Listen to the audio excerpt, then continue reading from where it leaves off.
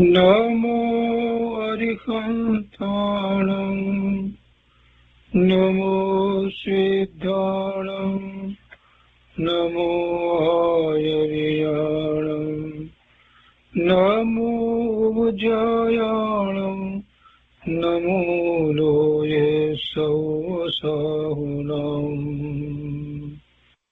અસપંચનમોકારો સર્વપાવપનાશનો મંગલાણં ચ સૌવર્ચે પરમં અવૈમંગલં અજ્ઞાનતિમિરંધાનાં જ્ઞાનાંજનશલાકયા ચક્ષુન્મીલિतं येन તસ્મૈ શ્રીગુરુવે નમઃ મુખાદિવ્યાકુક્ષિરત્નં શબ્દજિતવર્યાત્મજં શ્રીરાજચन्द्रयहुं વन्दે તત્વલોચનદાયકં પ્રભુતત્વલોચનદાયકં.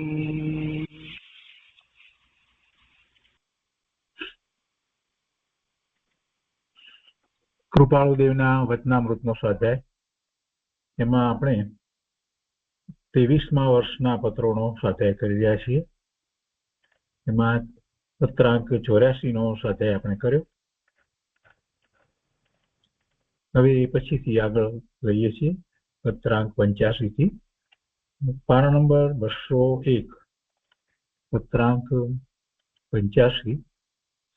આ પત્ર પણ કોની ઉપર લખાયો છે તે સ્પષ્ટ નથી અને એમાં તિથિ પણ સ્પષ્ટ નથી. મુંબઈ, વિક્રમ સંવત 1946. કૃપાળુદેવ 85મા પત્રમાં લખે છે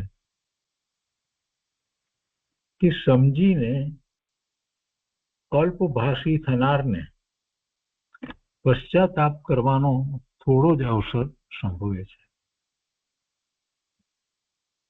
સમજીને અલ્પભાષી થનારને પશ્ચાતાપ કરવાનો થોડો જ અવસર સંભવે છે. એને પશ્ચાતાપ કરવાનો વખત નથી આવતો. જે ઓછું બોલે છે અલ્પભાષી છે, અને અલ્પભાષી પણ સમજપૂર્વકનો અલ્પભાષી છે. અલ્પભાષી તો ઘણા હોય, બહુ ઓછું બોલે, પણ બોલે એટલે તરત જ ઝઘડો પણ કરી નાખે કે ગમે તેમ બોલી નાખતા હોય, એવી વાત નથી. પણ જે સમજીને, તો શું સમજ્યો છે? જે પરમાર્થને સમજ્યો છે, તે પરમાર્થને સમજ્યો છે એટલે પોતાના આત્માને સમજ્યો છે, પોતાને શું પ્રાપ્ત કરવું છે એ દિશામાં એ જઈ રહ્યો છે, એવો જે સમજદાર છે એ જરૂર પૂરતું બોલે, ઓછું બોલે, અને બોલે તે પણ મૃદુ બોલે, તો એને પછી પશ્ચાતાપ કરવાનો વખત આવે નહીં. કેમ કે પશ્ચાતાપ કરવાનો વખત ક્યારે આવે? કે ગમે તેમ બોલાઈ જાય ત્યારે જ એવો પશ્ચાતાપ કરવાનો વખત આવે. અને બીજી રીતે વિચાર કરીએ તો પશ્ચાતાપ કરે છે કોણ? લોકો તો ગમે તેમ બેફામ બોલતા હોય છે, તો કઈ બધા પશ્ચાતાપ કરતા નથી. જેની દ્રષ્ટિ એવી થઈ છે, ધાર્મિક દ્રષ્ટિ કંઈક ઉઘડી છે, જેને કંઈક કે ભવના ભ્રમણમાં દુઃખ છે એવું કંઈક લાગ્યું છે, જે કંઈક ધર્મ તરફ વળ્યા છે, તો એવા લોકોને જ્યારે કંઈક એવું થાય છે તો પશ્ચાતાપ થાય છે. બાકી તો જે ખરેખર ધર્મ તરફ વળ્યા છે, જેને આત્માની અનુભૂતિનો પુરુષાર્થ થઈ રહ્યો છે, સાચા મુમુક્ષુ છે, એ તો પ્રતિક્રમણ કરે છે, પશ્ચાતાપ પણ કરે છે. અને એમાં જે સાધક છે એ તો પોતાને જે કંઈક એવું બોલવાનું થયું હોય તો એને માટે થઈને નિંદા ગ્રહ કરે છે, અને ગુરુ પાસે જઈ અને પ્રાયશ્ચિત પણ માંગે છે, અને એ પ્રમાણે આગળ વધે છે. તો આ બધાની અપેક્ષાથી વિચાર કરીએ તો કૃપાળુદેવે જે કહ્યું એ વાત બહુ સરસ વાત છે. સમજીને અલ્પભાષી થનારને પશ્ચાતાપ કરવાનો થોડો જ અવસર સંભવે છે. એને પશ્ચાતાપ કરવો પડે એવું બનતું નથી. કોઈને એમ થાય કે બરાબર છે, પશ્ચાતાપ કદાચ કરવો પડે તો શું વાંધો, આપણે પશ્ચાતાપ તો કરી લઈશું, બોલી ગયા તો બોલી ગયા. પણ વાતમાં ઘણો મોટો ફેર છે. ભૂલ કરવી, ગમે તેમ બોલવું, તો એ વખતે જે ભાવ થયા એ ભાવને વખતે જ એ જ વખતે ભાવ આશરો થાય છે અને ભાવ બંધ થાય છે, એટલે કર્મનો બંધ તો થઈ ગયો. પછી પશ્ચાતાપ કરીએ એટલે જે બંધ થઈ ગયો એ કઈ છૂટી જાય એવું તો બનતું નથી. કર્મ બંધાઈ ગયા એ તો છૂટવાના નથી. એટલે પશ્ચાતાપ કરીએ, આપણે તો જૈન દર્શન પ્રમાણે તો પશ્ચાતાપમાં આપણે તો ક્ષમા માગીએ, મિચ્છામી દુક્કડમ બોલીએ, વગેરે વગેરે ઘણું બધું કરીએ. પણ તેથી શું, જે ભાવ થયા, કેમ કે બોલ્યા એટલે બોલવાની સાથે એવો ભાવ હતો, વિકલ્પ હતો, બધું હતું, તો એ પછી જે બંધ પડી ગયો એ તો પડી જ ગયો. એટલે પશ્ચાતાપ કરવાનો વખત ના આવવો એ દ્વારા ખરેખર તો કૃપાળુ દેવે આપણને એમ સમજાવી દીધું કે ભાઈ, તું જો એવી રીતે બરાબર જાગૃત રહીશ, ધ્યાન રાખીશ, તો પછી તને એવા બંધ નહીં પડે. આખી વાતનો સાર તો આ છે એમાંથી કે સમજીને અલ્પભાષી થનારને એટલા વિભાવ ભાવ નથી થતા, પશ્ચાતાપનો વખતે નથી આવતો અને એટલા બંધ પણ નથી પડતા. એટલું જ નહીં, પણ એને કારણે એની શાંતિ જળવાઈ રહે છે, એને ખેદ નથી થતો અને શાંતિ જળવાઈ રહે છે. એ સૌથી મોટી વાત છે. પશ્ચાતાપ કરવાનો વખત આવ્યો, પશ્ચાતાપ કર્યો, કદાચ ગુરુ પાસે જઈ અને પ્રાયશ્ચિત માંગ્યું અને એ પ્રમાણે કંઈક અનુષ્ઠાન વગેરે પણ કર્યા, બધું બરાબર છે. પણ છતાંય એ બધો સમય જે ગયો એમાં એને અંતરમાં ખેદ તો થાય ને. સાચો મુમુક્ષુ હોય એને ખેદ થયા વિના રહેતો ને. છતાંય પેલો બંધ પડી ગયો એ તો રહેવાનો છે. એટલે આ બધી વાતનો વિચાર કરીએ તો એક થોડીક જાગૃતિ રાખી અને કારણ વગરનું જે વધારે પડતું જે બોલવાની જે જીવને અનાદિથી ટેવ પડી ગઈ છે ને, કેટલીક વસ્તુ એવી હોય છે કે જેમાં એને કાંઈ બોલવાની જરૂર નથી, એની પાસે કોઈ અભિપ્રાય માગ્યો નથી હોતો, અને છતાં એ સામેથી જઈ અને એમ કરવા ધારે છે અને એમાં જ રાગ દ્વેષ થઈ જાય છે. એટલે એક નાની ચાવી કૃપાળુદેવે બતાવી, પણ બહુ મહત્વની ચાવી છે. આગળ લખે છે કૃપાળુદેવ કે હે નાથ, સાતમી તમ તભા પ્રભા નરકની વેદના મળી હોત તો વખતે સંમત કરત, પણ જગતની મોહીની સંમત થતી નથી. બહુ સરસ વાત મૂકી છે. આપણને મોહની કર્મ ની ગંભીરતા નથી સમજાઈ. મોહની કર્મ એટલે કે જેના નિમિત્તે આપણને મિથ્યાત્વ છે.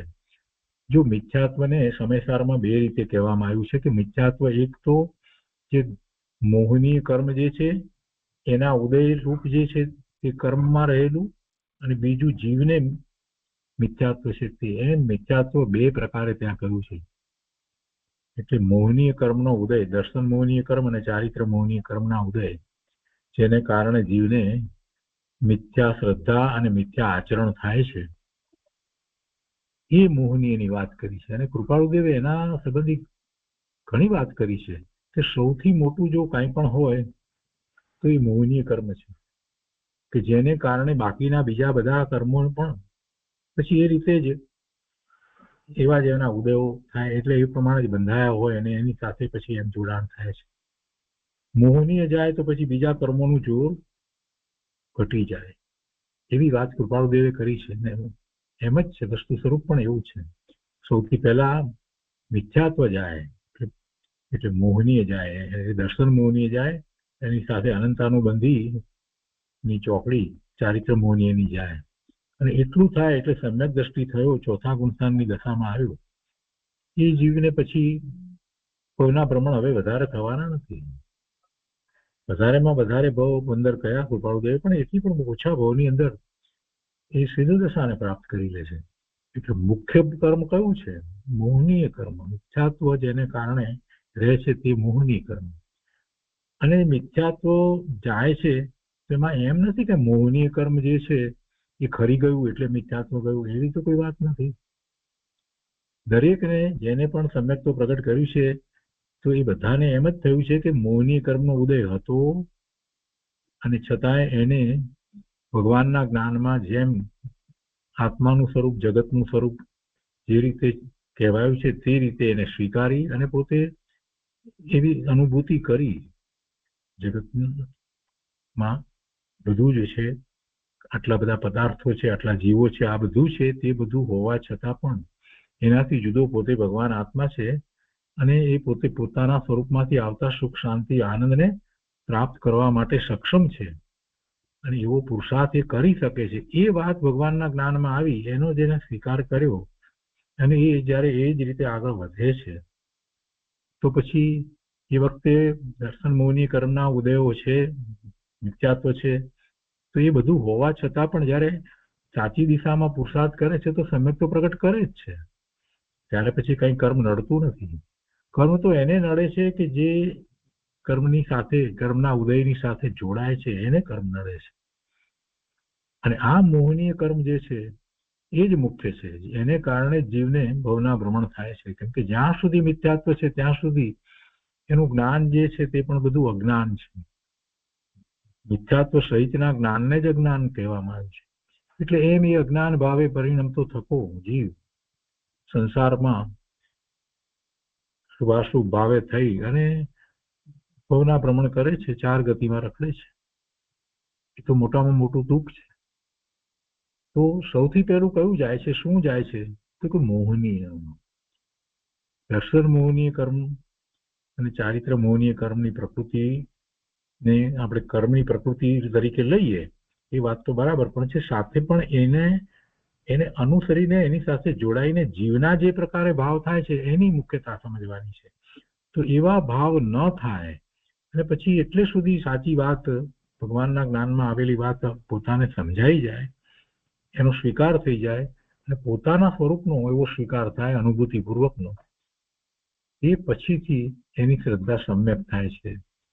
અને એ વાત કૃપાળુ દેવે અહીંયા કરી છે કે એ મોહનીય કર્મ જે છે એ જાય. હવે એ જાય ત્યારે જગતની મોહની ઓછી થઈ હોય, ઘટી હોય, રહી જ ન હોય. જગત પ્રત્યેનો જે મોહ છે એ જાય. એટલે કૃપાળુ દેવ તેને માટે એમ કે છે કે સાતમી નરક એટલે એમાં તો ખૂબ દુઃખ. એ તમ પ્રભા નરકની વેદના મળી હોત તો વખતે સંમત કરત, પણ આ જગતની મોહિની સંમત થતી નથી.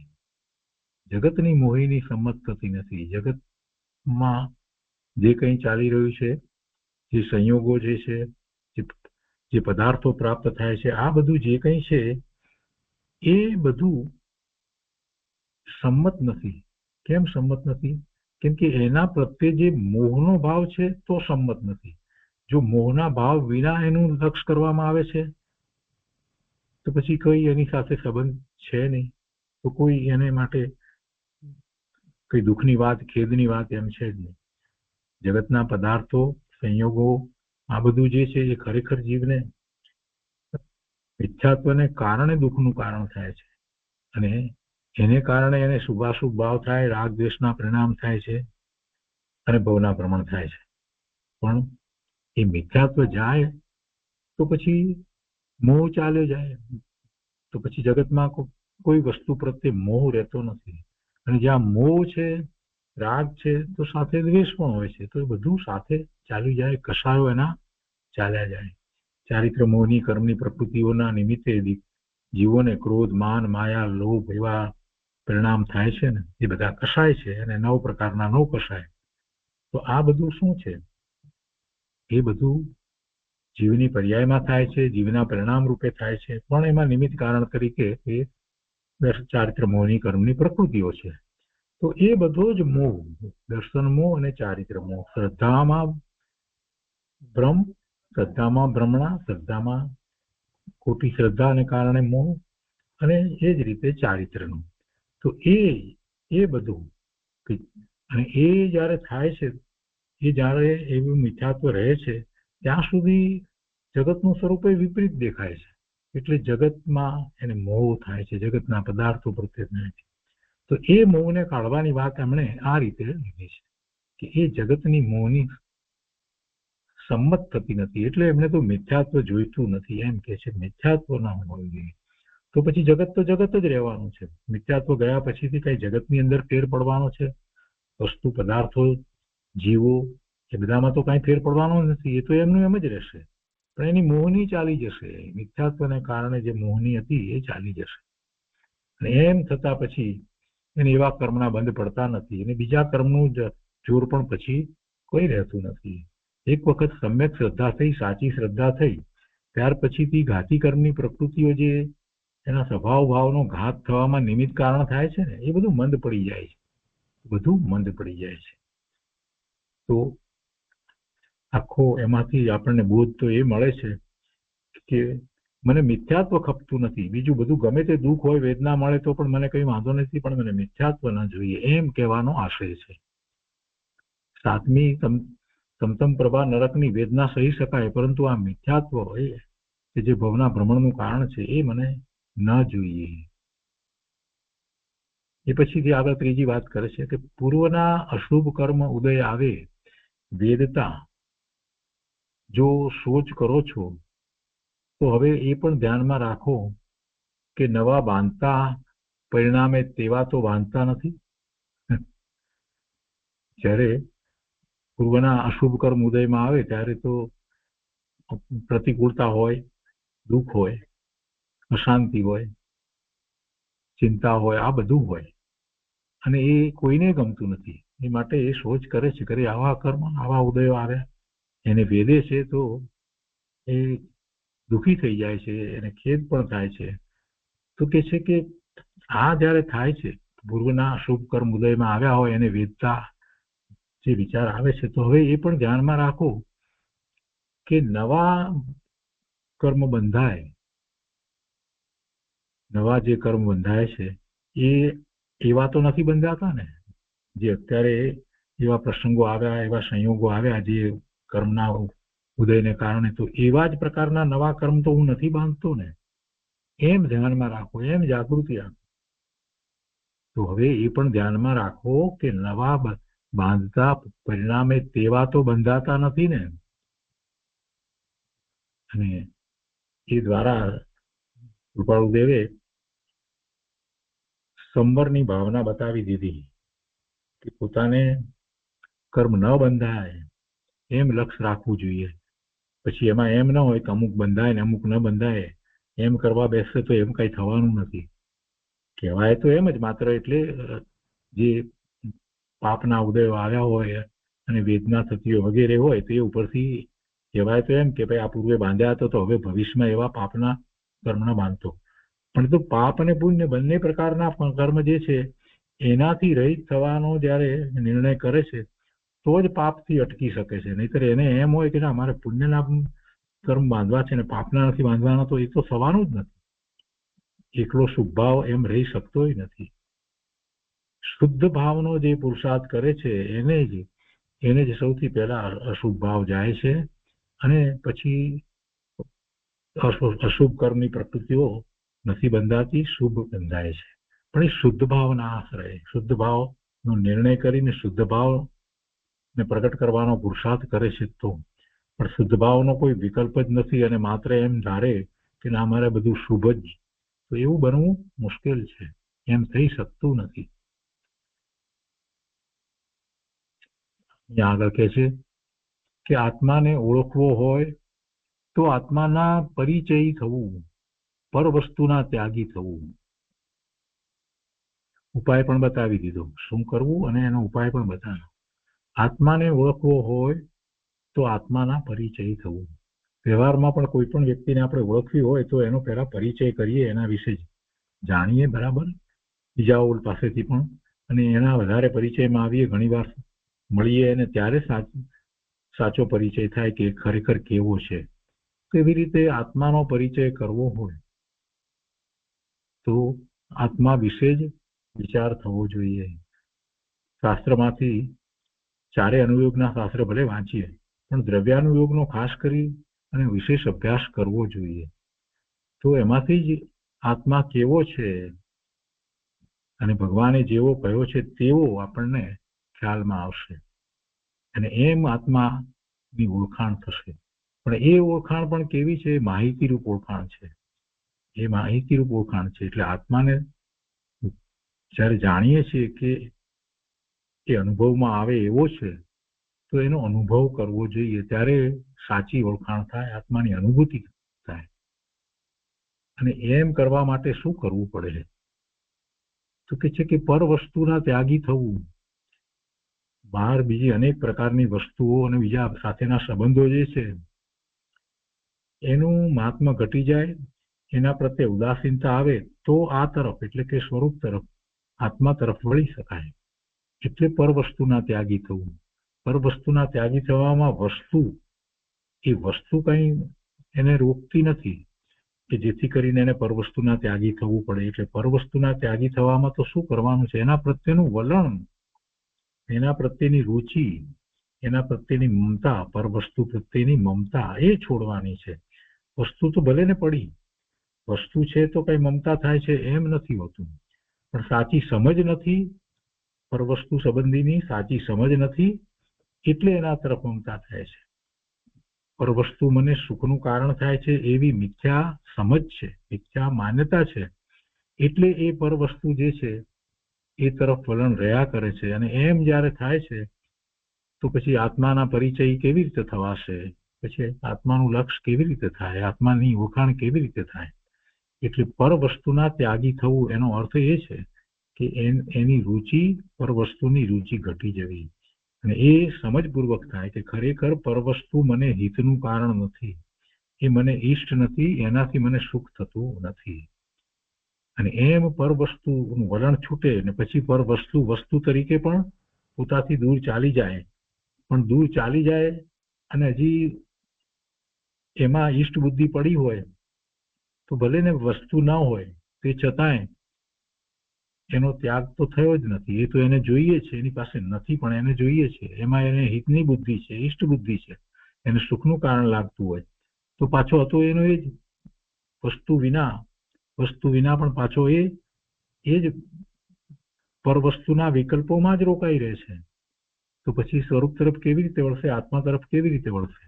એટલે સાચા અર્થમાં પર વસ્તુના ત્યાગી થવું.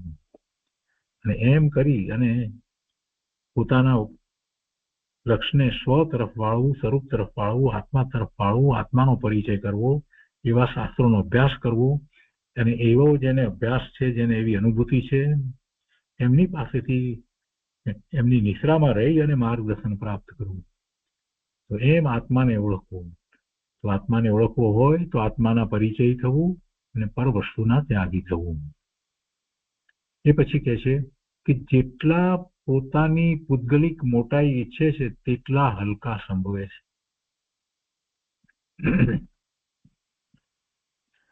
પૌદ્ગલિક મોટાઈ એટલે શું? આત્માની મોટાઈની વાત નથી, પૂતગળ સંબંધીની મોટાઈ.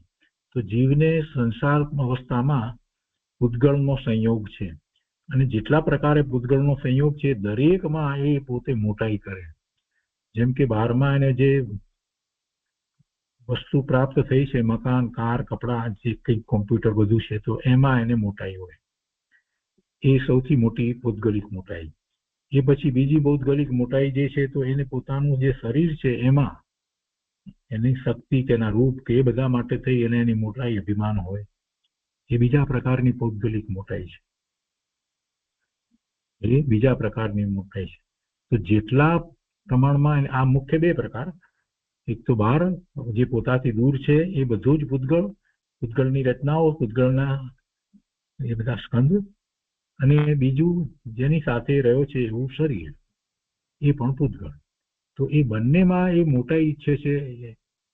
એમાં એમ ઈચ્છે છે કે એ બધું પોતાને સારું પ્રાપ્ત થાય, અથવા તો પોતાનું સારું જળવાઈ રહે, અથવા તો પોતાને સારું મળ્યું છે એમાં એવા અભિમાન કરે છે. એ કોઈ પણ પ્રકારે એની મોટાઈ જ્યારે એ કરે છે કે મોટાઈ ઈચ્છે છે તો એને શું કહ્યું? ગોપાલ દેવ કહે છે કે એટલું એનું હલકાપણું છે, તેટલા હલકા સંભવે છે. જેટલા પોતાની પૌદ્ગલિક મોટાઈ ઈચ્છે છે તેટલા હલકા સંભવે છે. હલકા હોય. કેમ હલકા કયા એને? કેમ હલકા કયા? કેમ કે જે પોતાનું નથી એમાં મોટાઈ કરે છે એ મૂર્ખ છે. જે વસ્તુ પોતાની નથી એને માટે જે મોટાઈ કરે એ મૂર્ખ કહેવાય. એને એવો ભ્રમ છે, એ મિથ્યાત્વ સહિત છે અને એમાં મોટાઈ કર્યા જ કરશે તો ક્યારેય પોતાની જે ચીજ છે એનો તો પરિચય જ થશે નહીં. પોતાની ચીજ તો પોતાનું આત્મ સ્વરૂપ છે, પોતાનું ચૈતન્યપણું છે, પોતાનો જ્ઞાન સ્વભાવ છે, તો એનું તો એને લક્ષ્ય થશે જ નહીં. આ બહારની મોટાઈ કરવામાં એ પોતાનો આ અમૂલ્ય ચૈતન્ય ચમત્કાર એવો આત્મા એને તો એ ભૂલી જાય છે, એટલે એ હલકો છે. જે આત્મા તરફ વળે છે એ ગુણી છે, ગુણવાન છે. જે આત્માનો અભ્યાસ કરી અને એની અનુભૂતિ કરે છે એ એના કરતા પણ શ્રેષ્ઠ છે. તો જેટલા પોતાની ભૌગોલિક મોટાઈ ઈચ્છે છે, કરે છે, તો એ ખરેખર એટલા હલકા છે. જેટલી વધારે મોટાઈ એમાં જ રહ્યા છે તો સાવ હલકા છે. એ કાંઈ પ્રાપ્ત કરતા નથી. પોતાનો આવો અમૂલ્ય ભાવ જે છે એને ગુમાવી રહ્યા છે. એના પછી છેલ્લું છે, પ્રશસ્ત પુરુષની ભક્તિ કરો, તેનું સ્મરણ કરો, ગુણ ચિંતન કરો. 3 વાત લીધી છે. પ્રશસ્ત પુરુષ કોને કહેવા? પહેલા તો પ્રશસ્ત પુરુષ તો જેને આત્માનો યોગ સાધ્યો છે, આત્મામાં એકાગ્રતા કરી છે, આત્માની અનુભૂતિ કરી રહ્યા છે, એ પ્રશસ્ત પુરુષ છે. 7મા ગુણસ્થાનની દશાની અંદર રહેલા મુનિરાજ એ પણ પ્રશસ્ત છે. અને એથી આગળ વધી રેણી ચડી અને જેમણે કેવળ જ્ઞાન પ્રગટ કર્યું છે એવા કેવળી પરમાત્મા, આર્યન પરમાત્મા, એ પણ પ્રશસ્ત છે. તો એમનું સ્મરણ કરવું, એમની ભક્તિ કરવું, એવા પ્રશસ્ત પુરુષની ભક્તિ કરો. ભક્તિ કેવી રીતે કરવી?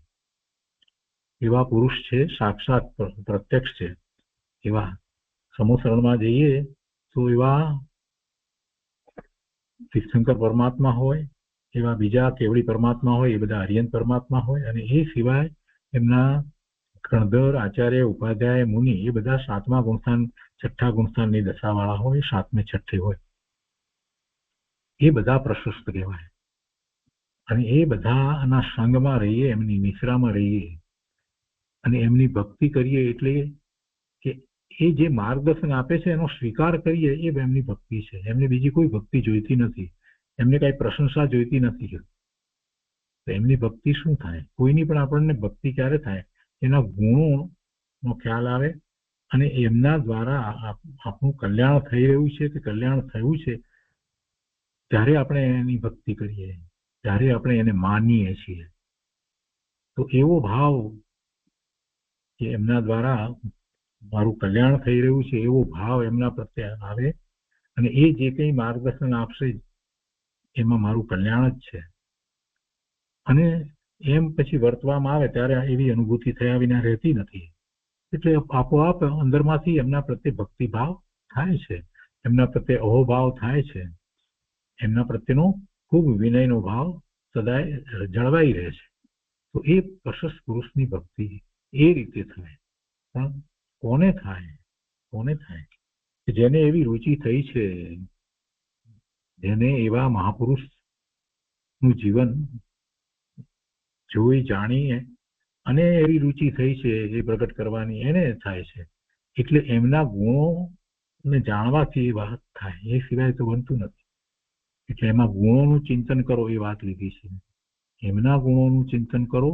ચિંતન કરવું એટલે માત્ર યાદ કરવા એમ નથી, પણ એવા ગુણો મારામાં પણ છે અને મારે એ પ્રગટ કરવાના છે, એમ ગુણોનું ચિંતન છે. ચિંતન કરવા પાછળનો ઉદ્દેશ શું છે? કે પોતાના એ ગુણો, પોતાનામાં રહેલા સુષુપ્ત પડેલા ગુણોને પ્રગટ કરવા. કેમ કે જીવ માત્રમાં બધામાં ગુણ તો સરખા જ છે.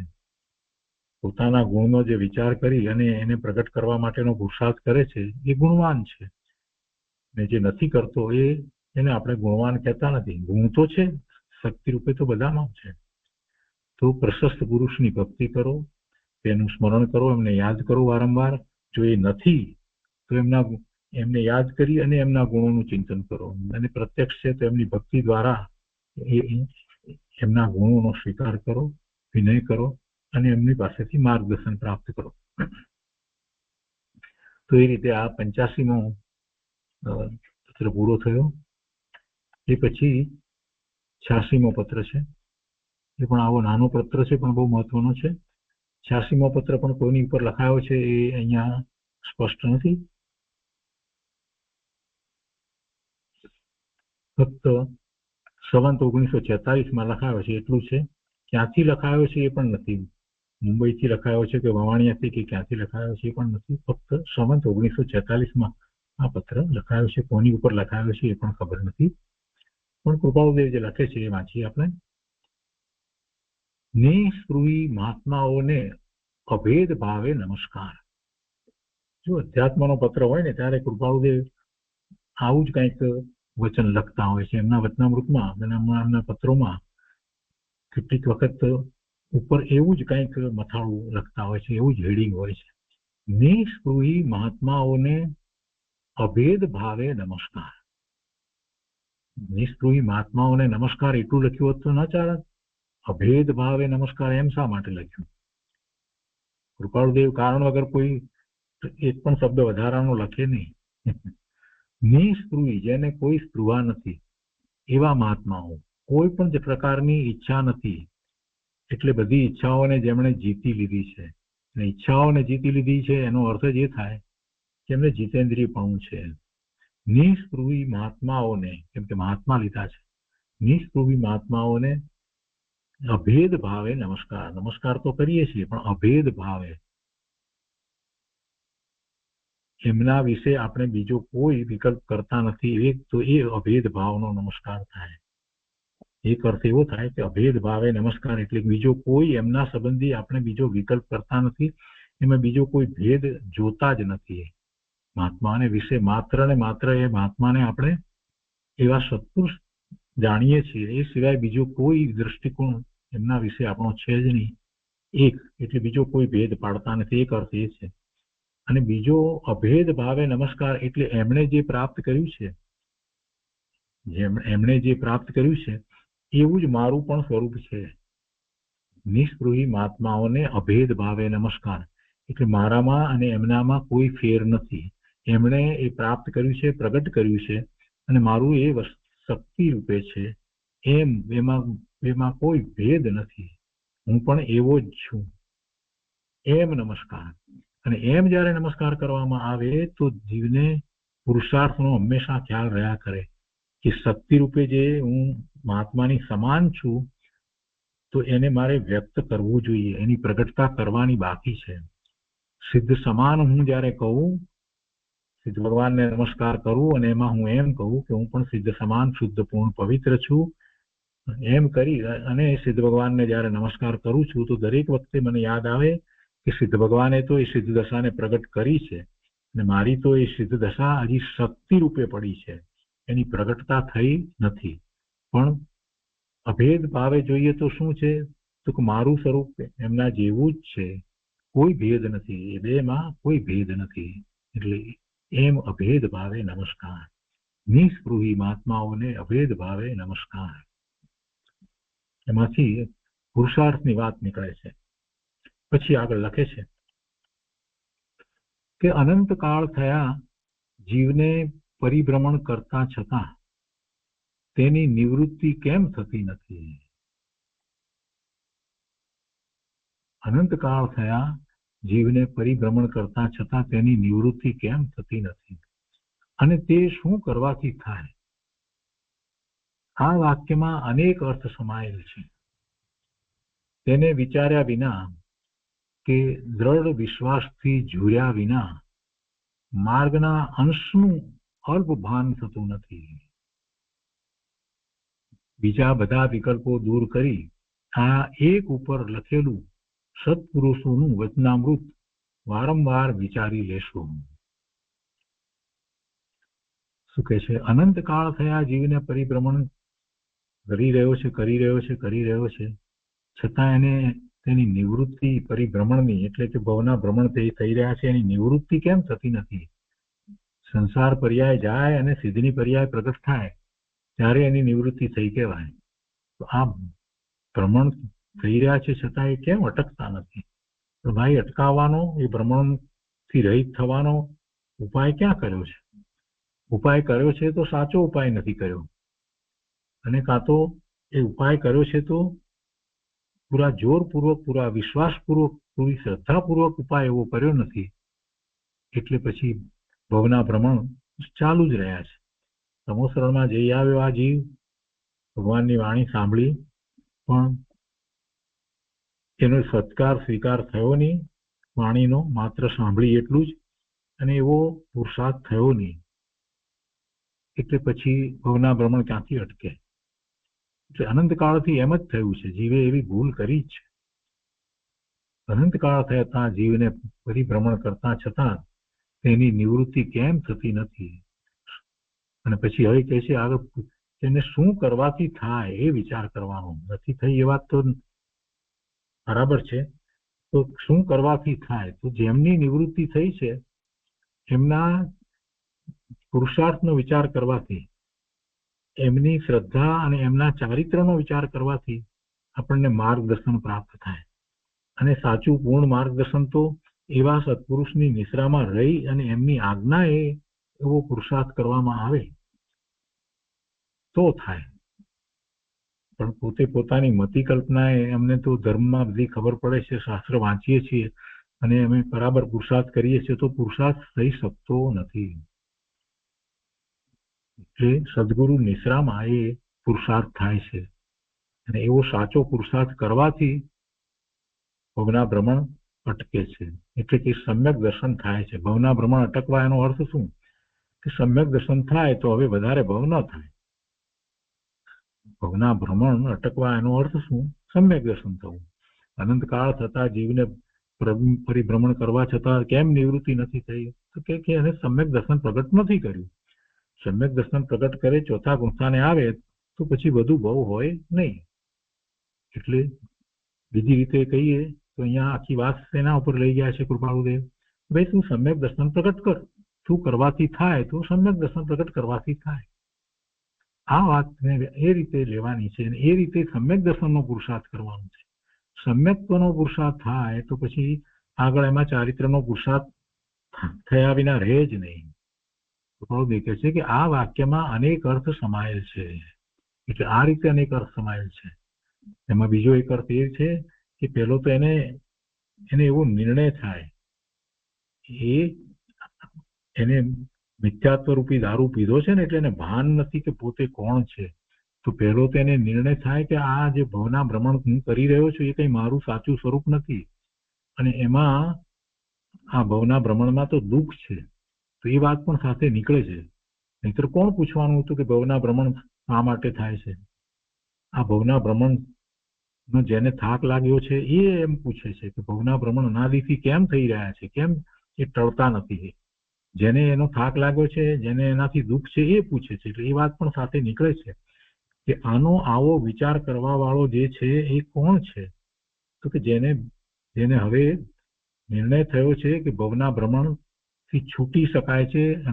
અનંત જીવો એવા ભવના ભ્રમણ થી છૂટ્યા છે અને પોતાને ભવના ભ્રમણનો થાક લાગ્યો છે, એ આવો વિચાર કરી શકે છે. અને એને માટે આ વાત કહેવામાં આવી છે. જેને એનો વિચાર જ નથી એને માટે આ વાત નથી. એટલે એ વાત પણ એમાં સમાય છે. તો આ વાક્યમાં અનેક અર્થ સમાયેલ છે. અને તેને વિચાર્યા વિના કે દ્રઢ વિશ્વાસથી ઝૂર્યા વિના માર્ગના અંશનું અલ્પ ભાન થતું નથી. હવે એનો વિચાર કરી અને પછી મહાપુરુષોએ, મહાત્માઓએ જેમણે એ માર્ગ અપનાવ્યો છે, હવે એમને ભવના ભ્રમણ વધુ નથી થવાના એમનો વિચાર કરીને, અને જેમને ભવના ભ્રમણ ટાળ્યા છે એવા હરિયન પરમાત્મા, સિદ્ધ પરમાત્માનો વિચાર કરીને, વિશ્વાસ લાવીને એમની વાતમાં અને એમના પુરુષાર્થમાં પૂર્ણ વિશ્વાસ લાવીને, દ્રઢ વિશ્વાસ લાવી અને પછી મારે એમ જ કરવું છે. ઝૂરવું એટલે શું? દુઃખી થવું નહીં. ઝૂરવું એટલે એવો નિરંતર પ્રયાસ કરવો, એમાં જ રહેવું, એમ ઝૂરવાની વાત છે. પ્રયાસ પુરુષાર્થ રૂપે ઝૂરવાની વાત છે. તેનો વિચાર કર્યા વિના કે દ્રઢ વિશ્વાસથી ઝૂર્યા વિના એ મુક્તિના માર્ગ નો અંશ પણ પ્રાપ્ત નહીં થાય. એટલે કે છે કે એવા માર્ગના અંશનું અલ્પ ભાન થતું નથી. એનું અલ્પ ભાન પણ થતું નથી. એટલે કેટલો મોટો પુરુષાર્થ છે અને કેટલો નિરંતર પુરુષાર્થ હોવો જોઈએ. ક્ષણિક વાત નથી અહીંયા. અને એ માટે પહેલા એવી રુચિ તીવ્ર થયેલી હોય, ખરેખર ભવના ભ્રમણનો થાક લાગ્યો હોય, એટલે અહીંયા પણ ગમે છે ને ત્યાં પણ ગમે છે, એને માટે આ વાત છે જ નહીં. ને આગળ કહે છે કે બીજા બધા વિકલ્પો દૂર કરી આ એક ઉપર લખેલું સત્પુરુષોનું વચનામૃત વારંવાર વિચારી લેશો. બીજું બધું છોડીને બીજામાં જવાની જરૂર નથી. માત્ર આ જ બધા વિકલ્પો દૂર કરીને આ એક ઉપર લખેલું સત્પુરુષનું વચનામૃત વારંવાર વિચારી લેશો. આ એક ઉપર એટલે સમ્યક્ત્વની પ્રાપ્તિ, ભવના ભ્રમણને રોકવાનો ઉપાય, સમ્યક્ત્વની પ્રાપ્તિ, એના વિશે જે સત્પુરુષોએ પ્રત્યક્ષ માર્ગદર્શન આપ્યું છે, એમની વાણી દ્વારા આપણને પ્રાપ્ત થયું છે, અથવા તો મહાપુરુષો જે લખ્યું છે એવા એમના વચનામૃત, એનો વારંવાર વિચાર કરવાનો. સત્પુરુષોના વચનામૃત વિના સમ્યક્ત્વની પ્રાપ્તિ થતી નથી. સમ્યક્ત્વની પ્રાપ્તિનો પુરુષાર્થ પોતે કરવાનો છે, પણ એમાં નિમિત્ત તરીકે જીનવાણી હોય છે, અને એ જીનવાણી સાક્ષાત જીનેશ્વર ભગવાન પાસેથી આપણને પ્રાપ્ત થાય કે સદગુરુ દ્વારા પ્રાપ્ત થાય કે શાસ્ત્ર દ્વારા પ્રાપ્ત થાય, પણ છેવટે તો એ જીનવાણી જ છે.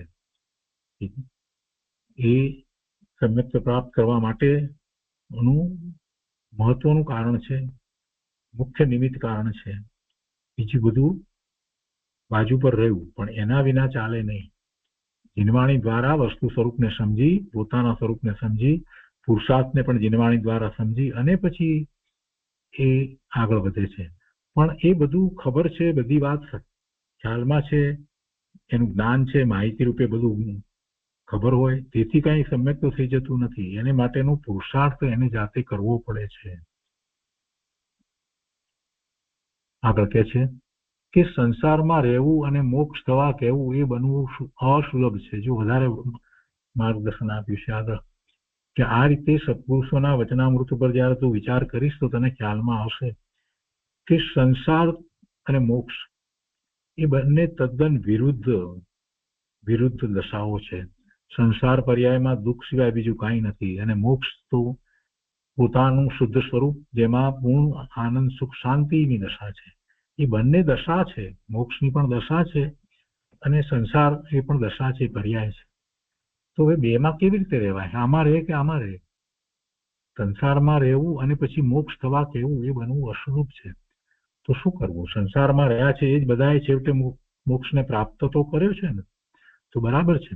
સંસારમાં રહેવું અને મોક્ષ થવા કહેવું એ બનવું અસ્વરૂપ છે.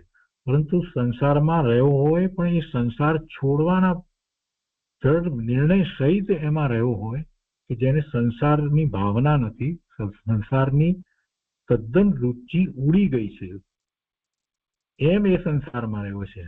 બળજોરીથી જાણે કે સંસારમાં રહ્યો છે, કર્મના ઉદય એવા છે એટલે એમાં એ રહ્યો છે, એને એમાં જરાય રસ નથી. તો પછી હવે એને મોક્ષ થવા માટે કોઈ રોકી શકે એમ નથી, કેમ કે એને સંસારમાં રસ જ નથી. જીવો કેમ સંસારમાં ભ્રમણ કરે છે? કેમ કે એ રસ છે, એને રસ છે એટલે એવા કર્મના બંધ થાય છે એટલે રખડે છે. જેને એનો રસ ઉડી ગયો છે એ માર્ગ શોધી લે છે, અને જેને એવો માર્ગ શોધવે છે એને એવા નિમિત્તો પણ પ્રાપ્ત થઈ જાય છે, અને પછી મોક્ષ માર્ગમાં એ પદાર્પણ કરે છે, સમ્યક તો પ્રગટ કરે છે એટલે મોક્ષ માર્ગમાં એનું પદાર્પણ થઈ જાય છે. એટલે સંસારમાં રહેવું એટલે કે સંસાર ગમવો, સંસારની રુચિ થવી આ પણ જોઈએ, અને પાછું મોક્ષની પણ વાત કરવી છે તો કે એ બે થવા અસુલભ છે, એ સુલભ નથી. તો શું કરવું? તેનો રસ્તો એ જ છે કે અંદરમાંથી રુચિ, સંસારની રુચિ બિલકુલ ટળી જવી, તો જ મોક્ષ તરફનું પ્રયાણ થશે.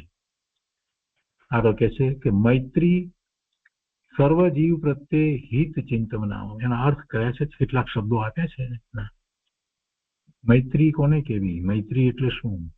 સર્વ જીવ પ્રત્યે હિત ચિંતવના. જગત આખાના બધા જીવો પ્રત્યે એક સરખો ભાવ, બધા જીવ માત્ર મારા જેવા જ છે, બધા ભગવાન આત્મા છે. બધા ભગવાન આત્મા છે એમ કહીએ તો એનો અર્થ એ થાય કે બધા પોતે ભગવાન આત્મા છે, તો પોતાના એવા સિદ્ધ સમાન શુદ્ધ સ્વરૂપને પ્રગટ કરે એવો આખો ભાવ એમાં આવી જાય. એટલે બધા જીવો પ્રત્યેનું હિત આપણે એ રીતે ચિંતવીએ છીએ. જ્યારે બધા જીવને ભગવાન આત્મા માનીએ કહીએ તો એનો અર્થ જ એ થયો કે આપણે એમના પ્રત્યે એ પોતે ભગવાન આત્મા છે અને એ એના સિદ્ધત્વને પ્રગટ કરશે એમનું હિત આપણે ચિંતવીએ છીએ. એટલે આનું નામ મૈત્રી. સર્વ જીવ પ્રત્યે હિત ચિંતવના. મદદ કરવી આ તે એવી કોઈ વાત હોતી નથી. મૈત્રીમાં એકબીજાને મદદ કરવી આ બધી બહારની વાતો જે કહેવામાં આવે છે એને તો કોઈ શાસ્ત્રોનો અભ્યાસ નથી એટલે એ વાત કરે છે. ખરેખર તો કોઈ કોઈને મદદ કરી શકતું જ નથી. કોણ કોને મદદ કરે? કોઈ કોઈને શેમાં મદદ કરે? મને પ્રતિકૂળતાના ઉદયો આવ્યા છે, મને પાપના ઉદયો છે, તો બીજા મને શું મદદ કરી શકવાના છે? એ ઉદયો તો મારે જ ભોગવવા પડે. જે રોગ થયો છે તેની આસપાસમાં 5 ડોક્ટર હોય ઘરમાં, પણ એ શું કરી શકવાના છે? જે ઉદય આવ્યો છે, અસાતા વેદની કર્મનો ઉદય આવ્યો છે, એને એમાં નિમિત્ત તરીકે રોગ છે, શરીરમાં રોગ, અને અસાતા વેદની કર્મનો ઉદય ચાલી રહ્યો છે, તો એમાં એને જ ભોગવવો પડે. બીજા કોઈ શું કરી શકવાના છે એમાં? ઠીક છે ભાઈ, એને જયારે એ જવાનું હોય, એ અસાતા વેદની કર્મનો ઉદય જે છે એની સ્થિતિ પૂરી થવાની હોય, તો એ વખતે પછી જે દવા હોય કે કંઈ પણ હોય એ બધું કામ કરે, ને ન થવાનું હોય તો કાંઈ કામ ન કરે. તો ઉદય આવ્યા છે તો એ તો એને જ ભોગવવા પડે ને.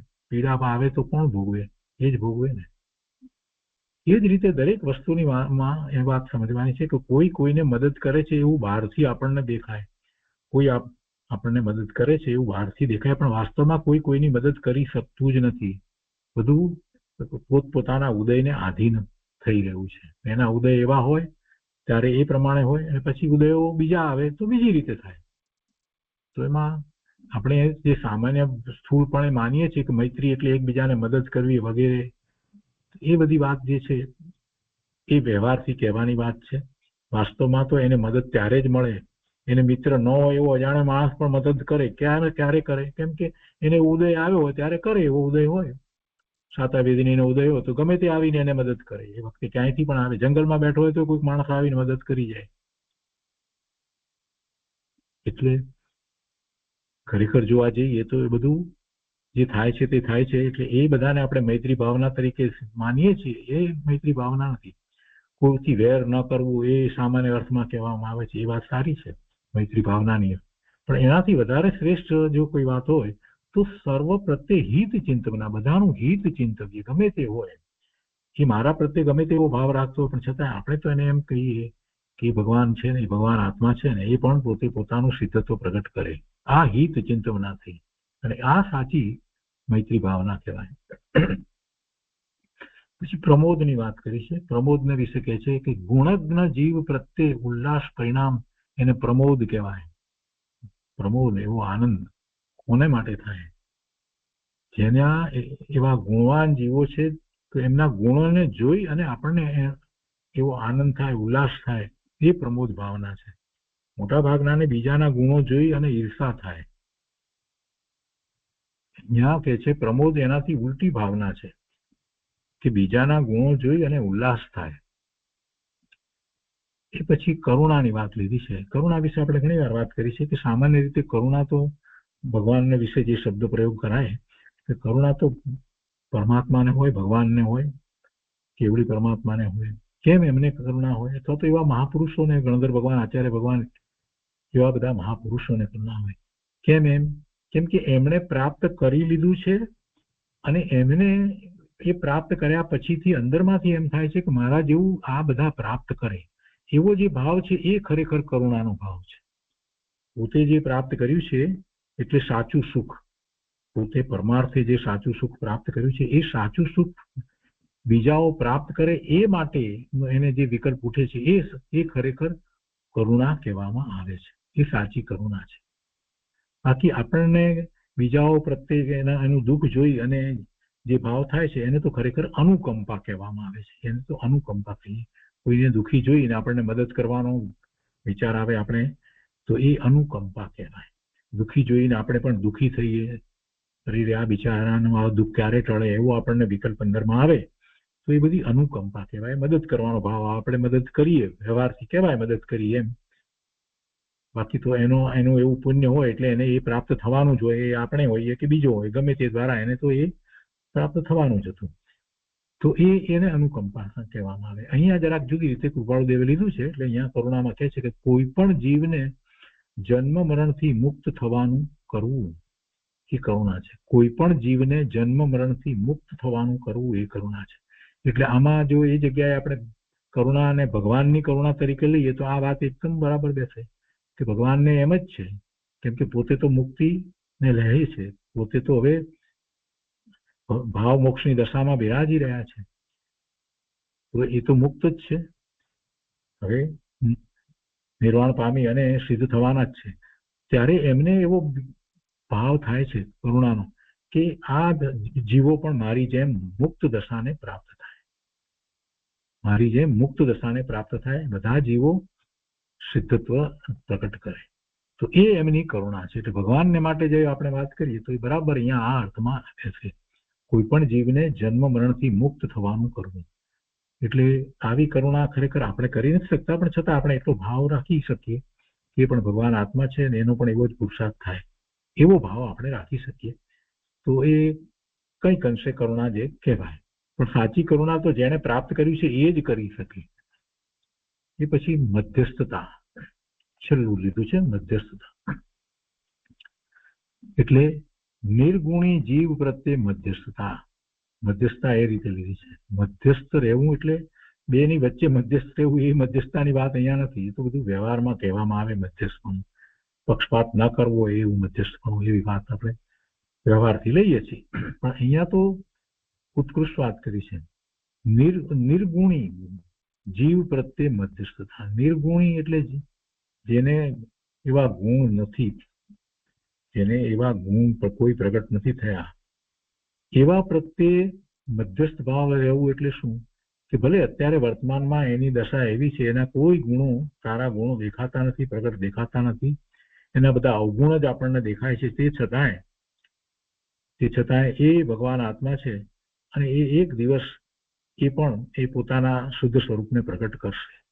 એટલે અત્યારે એની ગમે તેવી પર્યાય હોય, એવા એ આતંકવાદી થયો હોય, કેટલાય લોકોને મારી નાખતો હોય, કંઈ પણ કરતો હોય, તે છતાં પણ મહાપુરુષોને જીવ માત્ર પ્રત્યે કરુણાનો જ ભાવ હોય છે અને જીવ માત્ર પ્રત્યે મધ્યસ્થતા હોય છે કે બધા જીવ છે તે સિદ્ધ સમાન શુદ્ધ પૂર્ણ પવિત્ર છે અને એનો વખત આવશે ત્યારે એ પુરુષાર્થ કરી અને એને પ્રાપ્ત કરશે. એટલે વર્તમાન પર્યાયને જોતા નથી મહાપુરુષો, જીવોની વર્તમાન પર્યાયને જોતા નથી. અને એમ જ્યારે આપણે પણ જીવોની વર્તમાન પર્યાયનું લક્ષ્ય ન કરીએ અને એમાંય ખાસ કરીને એવા નિર્ગુણી ગુણ વગરના જીવો પ્રત્યે, તો એને કૃપાળુદેવે અહીંયા મધ્યસ્થતા કહ્યું છે. તો આ રીતે આ 4 શબ્દોના અર્થ પણ આપણે લીધા ને એ રીતે આ 86મો પત્ર પૂરો થાય છે. આજનો સ્વાધ્યાય અહીંયા સુધી રાખીએ છીએ.